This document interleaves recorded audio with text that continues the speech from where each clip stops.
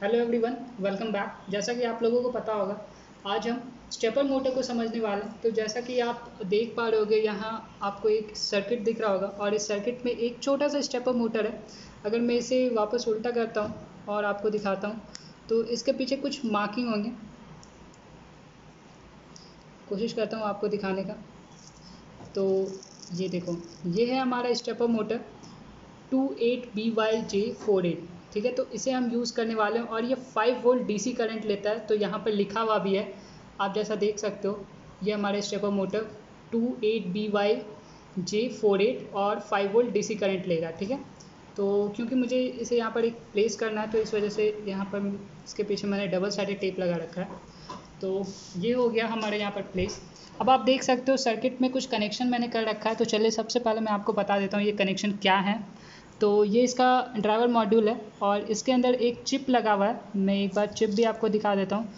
तो अगर आप सही से देख पा रहे होगे तो इस चिप का एक नंबर होता है। ठीक है, तो ये हमारा जो चिप है ये हमारा है UUN2003। ये शायद आपको नहीं दिख पा रहा होगा क्लियरली, बट ये 2003 है चिप। एक और आता है हमारा, तो ये 2003 चिप है। तो ये हमारा 5 वोल्ट पर भी काम करता है, नहीं तो हमें 12 वोल्ट पर काम करना पड़ता है। तो ये हमारा 5 वोल्ट पर भी काम करता है, इस वजह से हम इस चिप को यूज़ कर रहे हैं।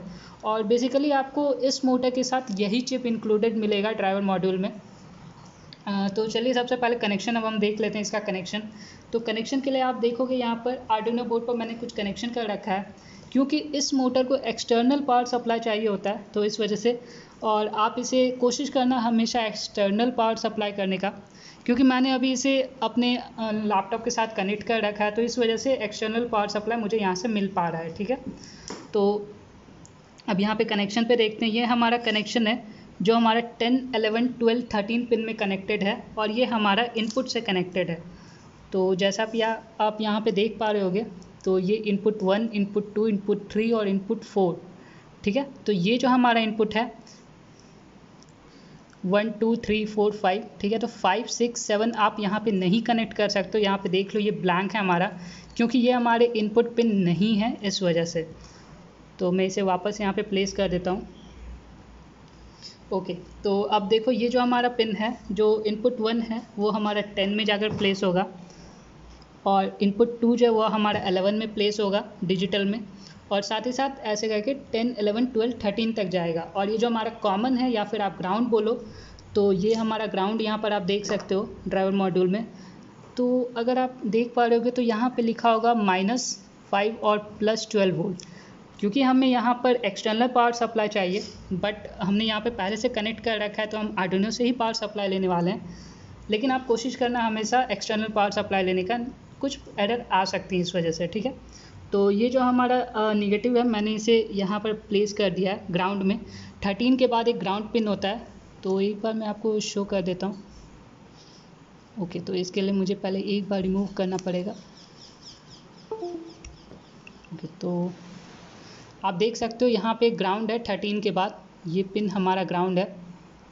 मैं कोशिश करता हूँ। ओके, तो यहाँ पे आपको अब दिख रहा होगा ये हमारा ग्राउंड है 13 के बाद। तो हमें यहाँ पर इसे प्लेस करना है और प्लेस करने के बाद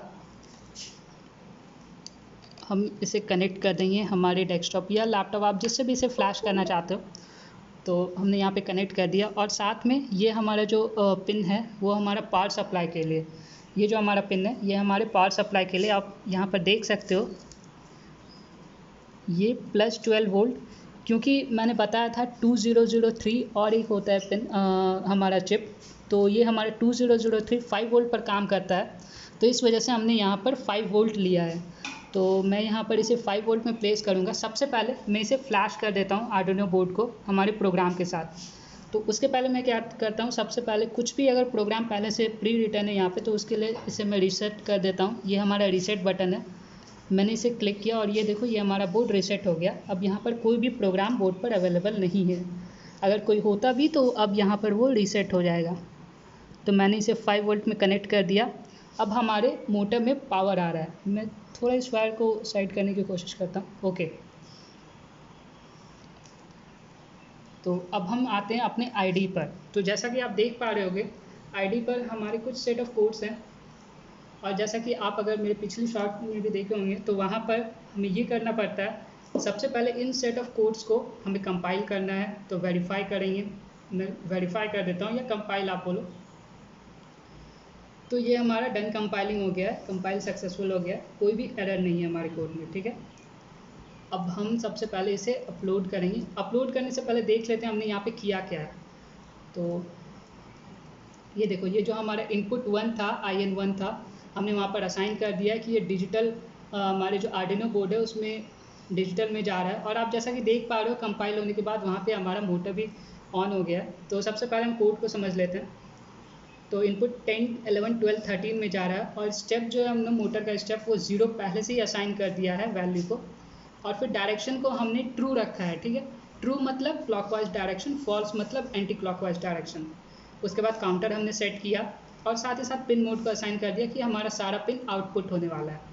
फिर लूप हमने स्टार्ट किया और लूप में क्योंकि हमारा 4 स्टेपर मोटर है और अगर आप डायरेक्शन को चेंज कर दोगे, यानी डायरेक्शन के वैल्यू को आप ट्रू कर दोगे तो ये क्लॉकवाइज जाएगा। अगर आप डायरेक्शन के वैल्यू को फॉल्स कर दोगे तो ये एंटी क्लॉकवाइज जाएगा। आप बस वैल्यू को चेंज करके इसके डायरेक्शन को चेंज कर सकते हो। और भी काफ़ी सारी चीज़ें हैं, जैसे कि आप इसमें लूप लगा सकते हो।